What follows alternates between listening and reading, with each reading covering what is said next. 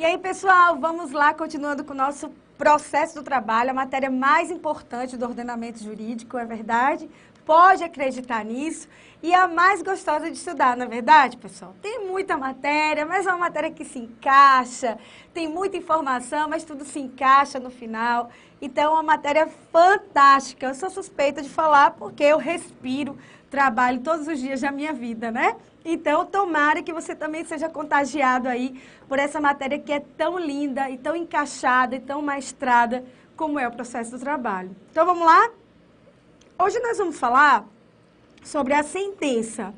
Sentença e coisa julgada.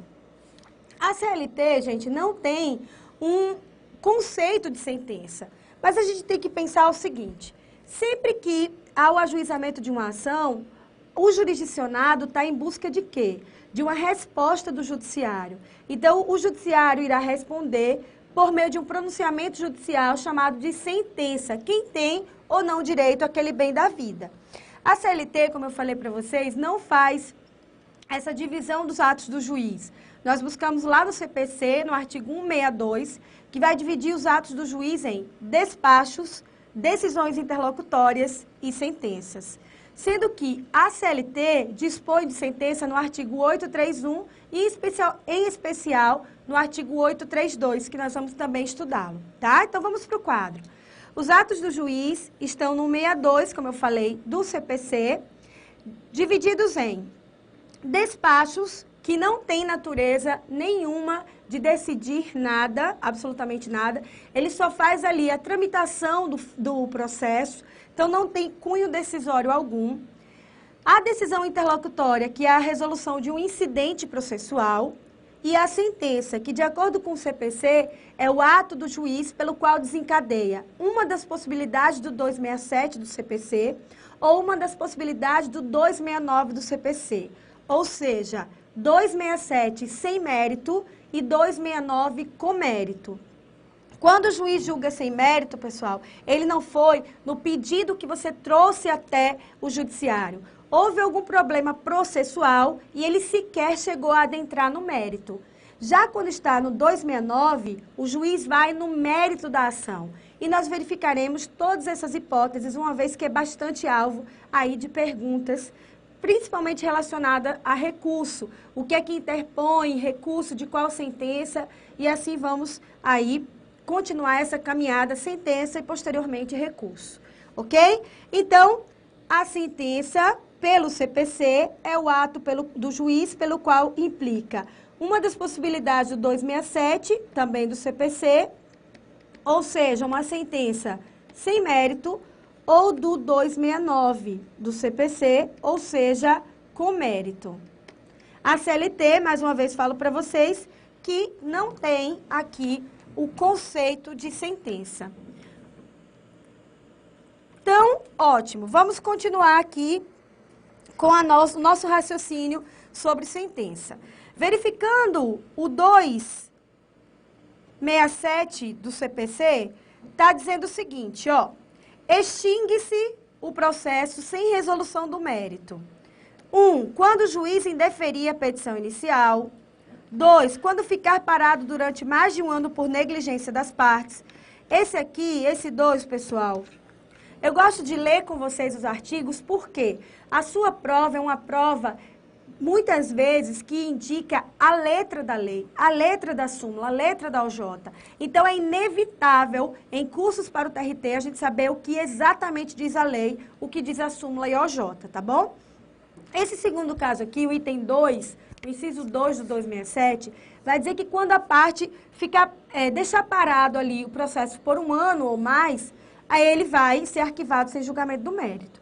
O nosso posicionamento é que não é aplicável esse inciso ao processo do trabalho, né? Nós entendemos que não há prescrição intercorrente, aquela que ocorre dentro do processo.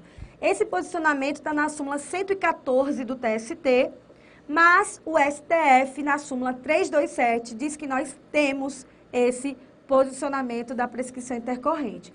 Então, o que você tem que observar na hora da prova é baseado em quê? Em qual posicionamento está consubstanciado ali aquela questão, tá? 3. Quando não promover os atos de diligências que lhe competir, o autor abandonar a causa por mais de 30 dias. Também, o nosso posicionamento é que não é aplicável esse 3. 4. Quando se verificar a ausência de pressuposto de constituição e desenvolvimento válido e regular do processo. Quando o juiz acolher a alegação de perempção, litispendência ou coisa julgada, que nós vimos lá em preliminares. Quando não concorrer qualquer das condições da ação, como possibilidade jurídica, legitimidade das partes e interesse processual.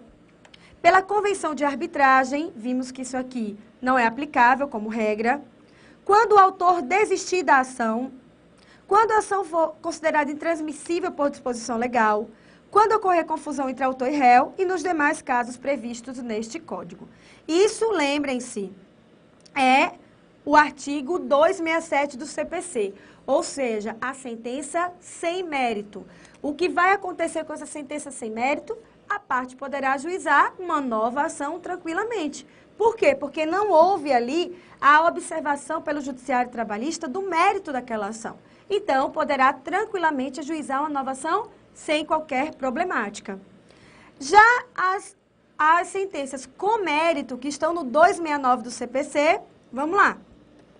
Quando o juiz acolher ou rejeitar o pedido do autor, quando o réu reconhecer a procedência do pedido, quando as partes transigirem, ou seja, quando as partes fizerem acordo, quando o juiz pronunciar a decadência ou prescrição, ou quando o autor renunciar ao direito da ação. Gente, muitas pessoas têm dificuldade em entender que quando o autor renuncia, isso é mérito. Quando o juiz acata prescrição ou decadência, isso é mérito, tá? Há uma dificuldade nesses 3 pontos. Isso é uma coisa julgada material, quando não tem mais possibilidade de recurso. Porque isso aqui o juiz foi no mérito da sua ação. É indiscutível que isso aqui é mérito, porque já caiu, vou trazer para vocês lá em recurso, como que caiu uma das questões da FCC, ok? Então, essas são as possibilidades aqui de sentença com mérito e sentença sem mérito, tá? Então, vamos lá, continuando aqui. Quais são os requisitos, os elementos essenciais da sentença? Gente, sentença é aquela decisão do juiz que é monocrática. Se for colegiado, se chama acórdão, tá? Se for uma decisão colegiada, se chama acórdão, tá? Então, vejam, os requisitos da sentença são 3. Relatório, aqui o juiz vai fazer um relato do que houve, né? Consiste na parte histórica do processo, vai trazer ali toda a situação. Olha, o reclamante ajuizou uma ação em face do reclamado, pedindo horas extraordinárias. O réu contestou, dizendo que não tinha horas extraordinárias, demonstraram testemunhas. Vai ser um histórico aqui desse processo. Enquanto que o segundo item, a fundamentação, decorre do princípio da motivação das decisões.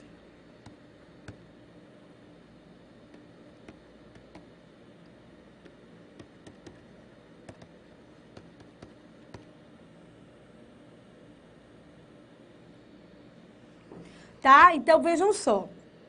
Motivação das decisões. O artigo 93, inciso 9 da Constituição Federal, vai dizer que toda decisão deve ser motivada. Por quê? Quem está recebendo aquela decisão precisa saber o porquê que o juiz está decidindo de uma forma ou de outra. Então, é necessário toda decisão ter a sua motivação, o seu fundamento. Então, aqui o juiz vai dizer por que ele entendeu pela procedência. Olha, eu verifiquei que o reclamante realmente fez horas extraordinárias, a testemunha foi cabal nesse sentido, ele vai fundamentar a sua decisão, ok? Enquanto que o dispositivo é a conclusão, é a proclamação do resultado. Então, o juiz vai dizer, olha, por todo exposto, a ação, o pedido da ação foi procedente, conforme a fundamentação, ele vai proclamar aquele resultado no dispositivo. A CLT, gente, não faz essa divisão de requisito dessa forma. Veja como a CLT coloca aqui no 832. Ó, da decisão deverão constar o nome das partes, o resumo do pedido e da defesa, a apreciação das provas, os fundamentos da decisão e a respectiva conclusão. Então, aqui, a CLT não vai dizer, olha, relatório, fundamentação e dispositivo, como fala o CPC. Dispositivo, a CLT chama de conclusão. Então, tenha cuidado na nomenclatura, caso ocorra na sua prova a cobrança dessa questão, você tem que lembrar como é na CLT. Então, a CLT vai dizer que da decisão deverão constar nome das partes, resumo do pedido da defesa, apreciação das provas, fundamento da decisão e respectiva conclusão. Além disso, gente, a CLT, ela vai dizer alguns requisitos da sentença, tá? Então, vamos lá. Não esqueçam também aquilo que eu já falei em rito sumaríssimo, tá? No rito sumaríssimo, o relatório é dispensado. Não precisa o juiz fazer relatório. Lá no artigo 852-I de igreja, vai dizer que no rito sumaríssimo, que é lá o rito sumaríssimo, não necessita fazer o relatório da sentença. A parte histórica da sentença não é necessário o juiz colocar, ok? É dispensado na forma da lei. Vejam só, além disso que eu coloquei para vocês como requisito da CLT, ela vai falar nos parágrafos posteriores ao 832 o seguinte: quando a decisão for pela procedência do pedido, ou seja, eu preciso ter uma procedência do pedido, o juiz deve colocar prazo e condições para o seu cumprimento. Prazo e condições para o seu cumprimento. Também sempre mencionará as custas que devam ser pagas pela parte vencida. Pessoal, eu sei que vocês têm medo da palavra sempre, tá? Mas essa é a letra da CLT no 832, parágrafo 2º. Vejam só. A decisão mencionará sempre as custas que devam ser pagas pela parte vencida. Mas vejam, a gente está tratando de quê? De uma sentença que tem procedência no pedido, ok? Então, vamos voltar lá para o terceiro requisito que a lei impõe. As decisões devem sempre indicar a natureza jurídica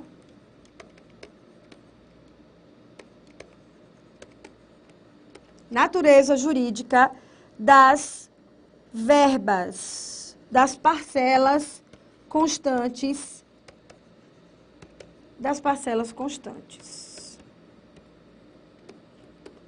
Isso é de suma importância para nós. Vejam só, tanto na sentença como no acordo, o juiz deverá colocar a natureza jurídica das parcelas. O que é natureza jurídica, pessoal? É a classificação. Natureza jurídica é onde eu abro e boto na gaveta. Ah, essa natureza jurídica de, sei lá, salário, vou colocar aqui. Essa aqui é de indenização, vou colocar aqui. Então, natureza jurídica é a classificação da verba, ok? É a classificação de qualquer coisa. Aqui é da verba. Mas a lei vai determinar que o juiz deve, de obrigação, colocar a natureza jurídica das parcelas. Por quê? Lembra lá de acordo? Lembra lá de competência da Justiça do Trabalho? Lembra que as parcelas de natureza salarial incidirá o INSS. E as parcelas de natureza indenizatória não incidirá o INSS. Para isso é necessário saber qual é a classificação das verbas. Porque se não souber qual é a classificação das verbas, como haverá incidência do imposto? Então, nesse caso, a lei vai dizer que o juiz deve, de dever, discriminar, colocar as verbas. A CLT vai dizer, deverão sempre indicar, ok? Lembrem-se aqui da súmula 368 do TST e do artigo 114, inciso 8 da Constituição Federal. Tá? Então, beleza. Simbora. Simbora. Vejam só. Agora, a sentença, gente, ela tem um princípio lá de processo civil que se chama princípio da congruência ou princípio da adstrição, tá? O que quer dizer isso, professora? Quer dizer que o juiz, ele deve se pautar ao pedido que foi feito na petição inicial. Nem mais, nem menos, nem fora. Então, ele deve ser assim, ó, casinha aqui fechada, para o pedido que foi feito na petição inicial. Esse princípio se chama princípio da congruência ou da adstrição. Às vezes cai de maneira diferenciada na prova e a gente não sabe o que é. É a mesma coisa, princípio da congruência ou da adstrição, ou alguns ainda chamam assim, ó, correlação. Certo? E aqui nós vamos verificar os artigos 128 e 460 do CPC, tá? 128 e 426 do CPC. Então, o juiz deve se pautar no que foi pleiteado na petição inicial. Nem mais, nem menos, nem fora. Nem mais, nem menos, nem fora. Vamos estudar um a um. Se o juiz, imaginem vocês que numa petição trabalhista tem pedido de 1 hora extra. 1 hora. Excelência, gostaria que o réu fosse condenado a 1 hora extra. O juiz olha ali a petição e fala, ué, não, meu filho, a testemunha falou que você tem 2. Ele pode dar essas 2 horas, sendo que a petição inicial pedia só 1? Resposta, não.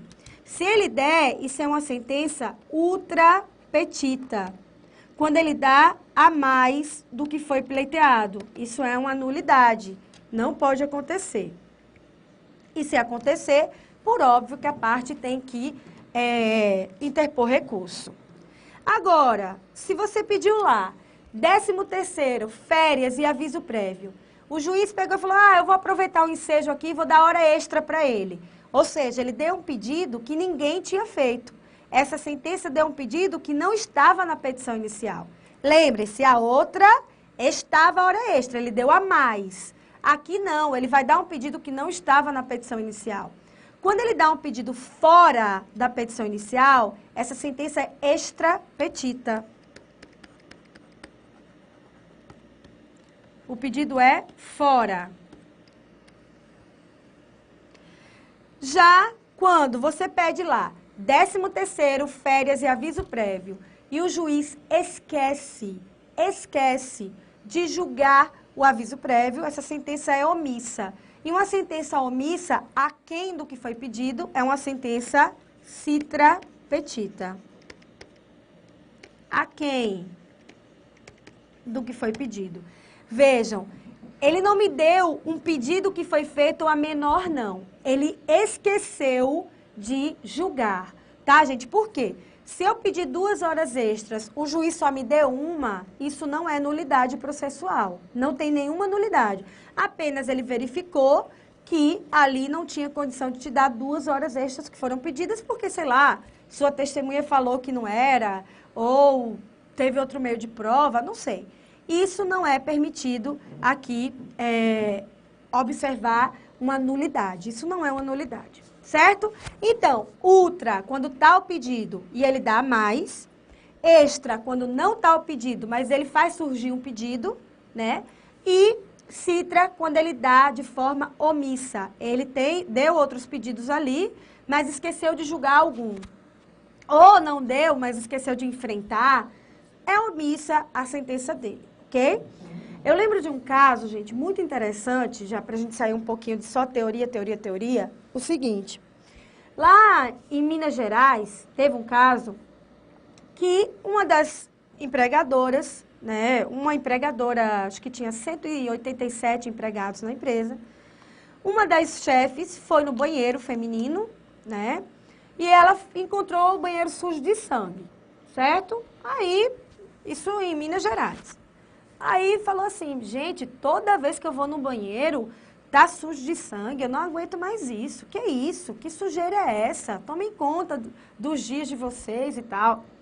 Chamou todas as empregadas para uma sala, né, fechada, ela e as empregadas, em torno de 80 mulheres, e mandou todas as mulheres baixarem as calças, para saber quem estava naqueles dias. Vocês acreditam nisso? É um caso real, pode botar aí na internet. Aí, beleza. Todo mundo baixou as calças, né? O empregador mandou fazer o quê? Uma dessas empregadas, depois de um tempo, saiu da empresa e ajuizou uma ação trabalhista, certo? E aí, nesse ajuizamento da ação trabalhista, ela pleiteou dano moral decorrente daquela situação, que foi vexatória, que machucou a dignidade dela como mulher e etc. Aí o juiz, na sentença, deferiu, salvo engano, 50 mil reais de dano, mas mandou a empresa colocar a sentença no site dela. Ninguém tinha pedido isso, ok? Só que na sentença ele dá uma aula de dano moral, fala, olha, imagine se fosse sua mãe, sua filha, sua namorada, os credores, os clientes, a sociedade precisa saber quem é essa empresa. Isso ele colocou tudo na sentença. E colocou lá, essa sentença deve ficar no site da empresa, colocando o link assim no menu e não sei o quê. Ele deu todo o caminho, o tutorial para a empresa colocar ali a sentença no site. Sob pena de multa de 5 mil reais por dia. Aí a empresa recorreu, dizendo o seguinte, olha, a reclamante não fez esse pedido. Não fez esse pedido. Então, por que o juiz está deferindo? Essa sentença é uma sentença extra petita. Ninguém pediu, mas mesmo assim o juiz deferiu. E o Tribunal da Terceira Região reformou a decisão do juiz, retirando essa obrigação de colocar no site, ok? Então, uma situação bacana para a gente enxergar a extra petita. Mas lembrem-se que no processo do trabalho, nós temos o princípio da extrapetição. Ou seja, existem pedidos que mesmo que você não faça, o juiz vai dar. Estudamos isso em princípios. Princípio da extrapetição quer dizer, alguns pedidos, mesmo a parte não fazendo, será concedido pela Justiça do Trabalho e isso não terá nulidade alguma, tá? O primeiro deles é a súmula 211 do TST, juros e correção monetária.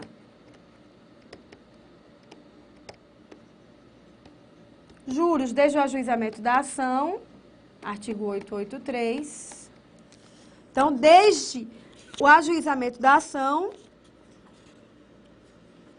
e correção monetária desde a obrigação que não foi cumprida.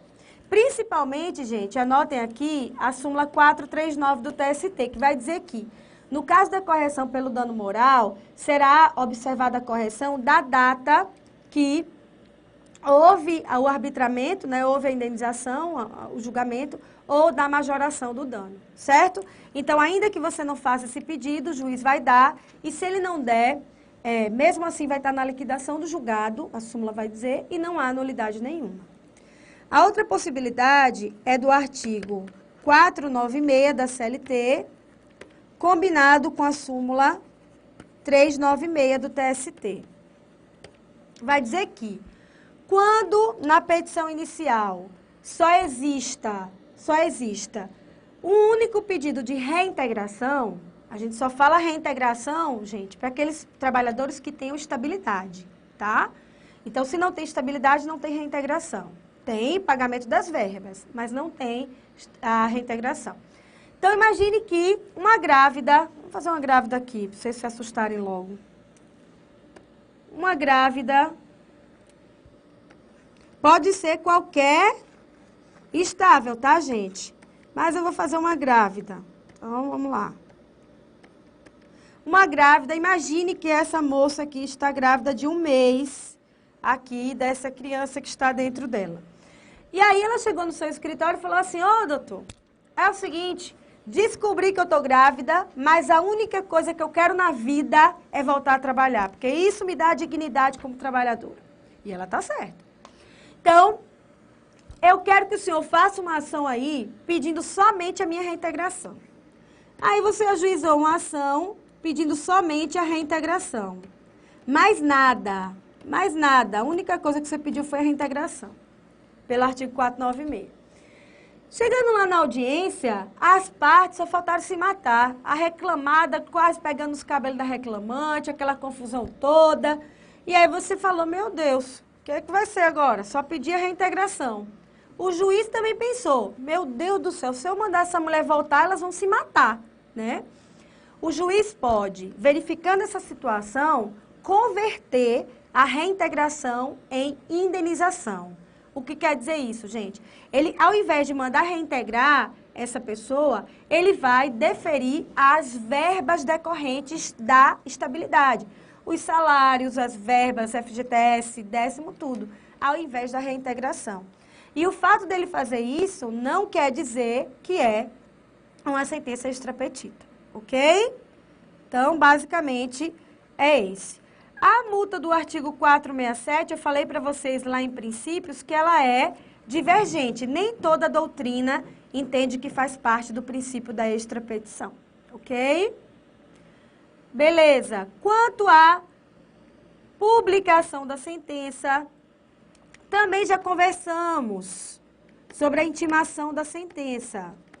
Falei para vocês que a regra é que a sentença será publicada em audiência, tá? Súmula 297, desculpa, 197. 197 do TST. Mas que esse juiz vai ter 30 dias, que 30 dias? Súmula 30 vai dizer que esse juiz terá 48 horas para juntar a sentença nos autos. Gente, deixa eu explicar para vocês um perfil meu, tá? Que eu sempre falo nas minhas aulas para vocês não se assustarem. Homem tem muito um negócio assim, de fazer uma coisa de cada vez, não tem? Já a mulher não, mulher é um polvo. Tem um monte de braço, faz um monte de coisa ao mesmo tempo, não é verdade? Eu não tenho esse perfil de mulher de fazer várias coisas ao mesmo tempo. Não consigo fazer várias coisas ao mesmo tempo. Quando eu estou escrevendo aqui, aí às vezes eu posso falar uma coisa que não é. Então, por isso que eu gosto de falar, depois escrever. Então, o juiz, quando ele marca a sentença para tal dia, como eu expliquei para vocês, e ele tem, naquele dia que ele marcou, 48 horas para juntar a sentença nos autos. Súmula 30 do TST. Se ele não juntou nos autos, ou se ele chegou nesse dia e falou, eu não sei o dia que eu vou julgar. Ou se ele chegou no dia marcado e falou, eu vou julgar em outro dia. Mesmo assim, ele vai ter que intimar as partes, tá? Porque eu falei para vocês que se ele marcar uma data e cumprir aquela data, quem tem que correr atrás da sentença é a parte. Mas se ele não cumpriu, aí sim ele vai ter que intimar. Tá? Súmula 197 do TST. Beleza? Mesmo nos casos de revelia, eu já falei também, o artigo 841, parágrafo 1º, vai dizer que, mesmo na revelia, haverá a notificação da sentença. Mesmo nos casos de revelia, haverá a notificação da sentença para o réu. E, por fim, o que vem a ser coisa julgada. Coisa julgada, gente, é quando não cabe mais recurso. Coisa julgada é quando não cabe, quando não cabe mais recurso. Ou quando passar o prazo para o recurso, né? Se você chegou até o topo de recurso, não tem mais. Ou se você não fez nada, ficou na inércia e não interpôs recurso, aí nós temos a coisa julgada. Essa coisa julgada, ela pode ser material ou formal. Material quando vai no mérito da ação e formal quando vai só nas questões processuais, ok? Então, material e formal.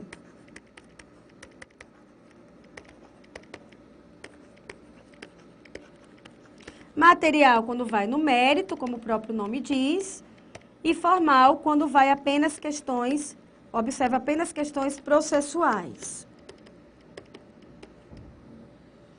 Na material, gente, então, houve o pronunciamento do judiciário daquela matéria, transitou em julgado, ou seja, não cabe mais recurso, você não interpôs.